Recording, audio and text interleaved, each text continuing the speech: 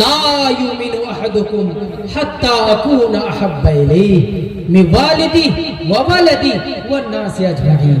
اے دنیا والو، نبی کی محبت اگر نہیں ہوئی باپ کے مقابلے میں، بیٹے کے مقابلے میں، پوری انسانیت کے مقابلے میں، اس کا کوئی فائدہ نہیں. ایک جگہ اور قرآن کریم اللہ تعالیٰ کیا کہتے ہیں؟ اے لوگو، ان کان آباؤکم وابناؤکم واخوانکم وازواجکم، اگر تمہارے باپ،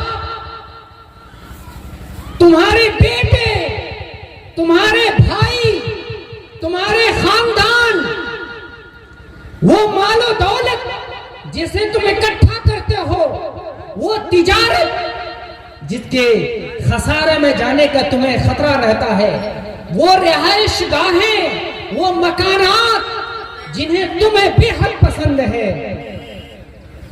اگر تمہیں ان ساری چیزوں کے مقابلے میں اگر سب سے زیادہ محبت اللہ سے نہیں ہے، اللہ کے رسول سے نہیں ہے، اللہ کے راستے میں جہاد سے نہیں ہے، فَتَرَبَّصُوا حَتَّى يَأْتِيَ اللَّهُ بِأَمْرِهِ، انتظار کرو کہ اللہ کا عذاب آ جائے، اللہ کا عذاب آ جائے.